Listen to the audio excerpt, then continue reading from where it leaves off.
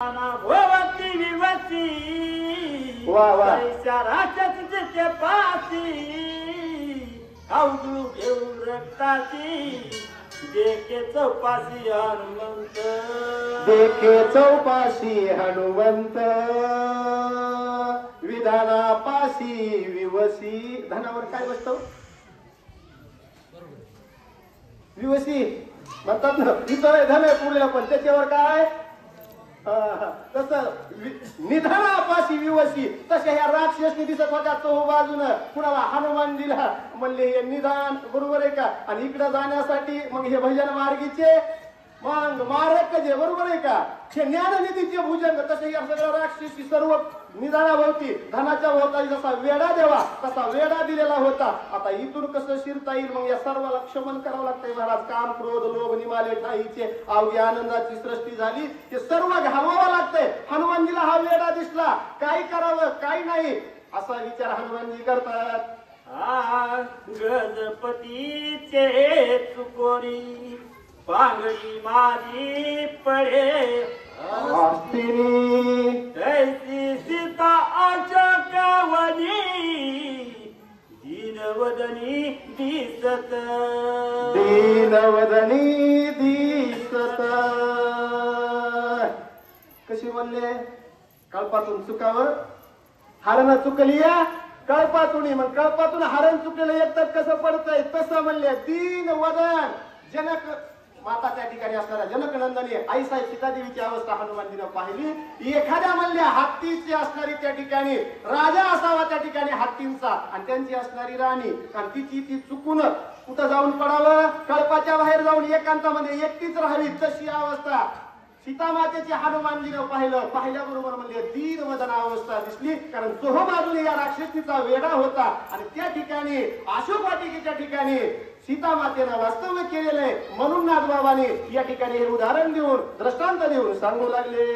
नाही अभ्यंग नाशनान सर्वांग मरीन संपूर वस्त्र पीतांबर अति जीन नाही प्रवरण दुसरे प्रवरण दुसरं होतं काय तिथं एकच वस्त्र दिलं होतं आणि एका माता माऊलीने दिलं होतं पुन्हा ते मळत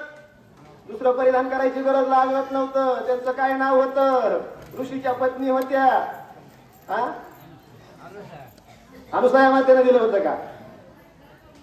मग याला म्हणले अभ्यंग स्नान नव्हतं तिथे कुठलं स्नान आलंय काय फक्त म्हणले काय होत होतं परंतु बाह्य रंगाला मलिन अवस्था दिसत होती मात्र अंतर कसं होतं अंतर पुनीत होय जाणं कशाने अंतर पुनीत होतंय आपलं अंतर निर्मळ होण्यासाठी काय लागतंय पण ते वस्त्र परिधान केलेलं होतं पितांबराप्रमाणे दिसत होतं म्हणले पण त्याला मलिनता चढलेली नव्हती भक्तीला बाह्य रंगाने किती जरी पाहिलं तरी ती बाह्य रंगाने तुम्हाला मलिनता चढलेली पण अंतर कसं असतंय अंतराची घेतो गोडी बरोबर आहे का ही अंतराची गोडी लागती भगवंताला पण ती अवस्था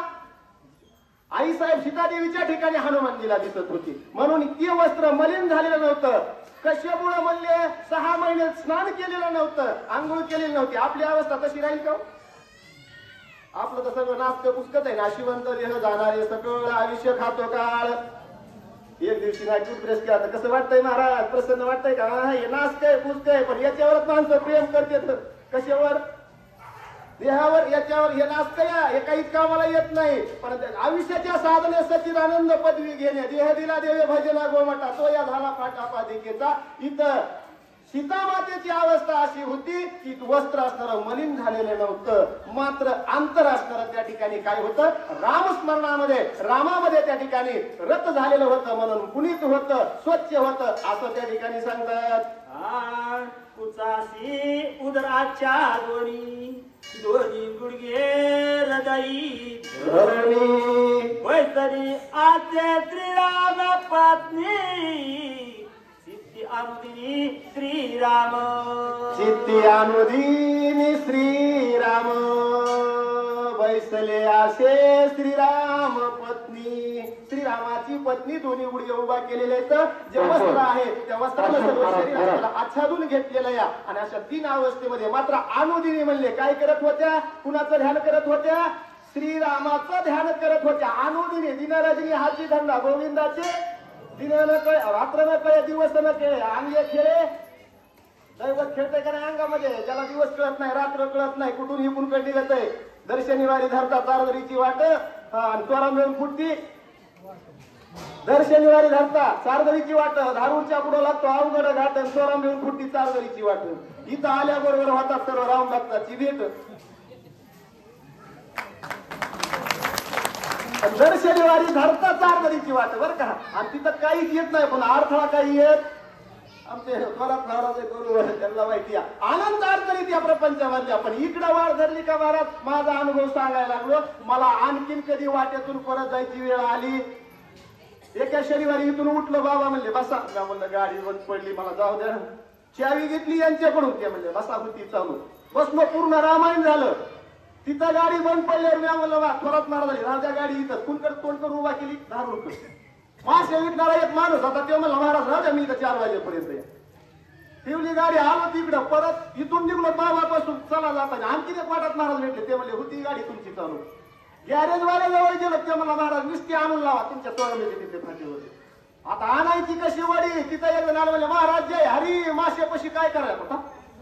स्वरमेमध्ये मला माशीवाली पण जय हरी कोण म्हणतोय पाठीमागं पाहतोय तर आमचे चौरे बाबाचे चिरंजीव पिकअप घेऊन हजर आता म्हणले काय झालं तुमच्या गाडीला काय नाही सारखा बाजूला कावकळ्या धरल्यासारखी गाडी धरली पिकअप मध्ये टाकली आणली चालू केली मला सांगायचंय का या हनुमानजीनं मला एका क्षणाचंही लागू दिलेलं नाही त्या ठिकाणी संकट निरसनच केलं महाराज मागे पुढे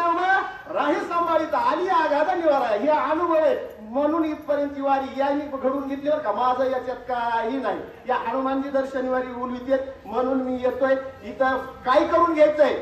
वृक्षाची या पाणी हालेजाची सत्ता आहे अशा हनुमानजी हे सर्वांनाच आपल्याला घडतंय सगळ्याचे अनुभव आहेत पण आता आलं वागाला म्हणून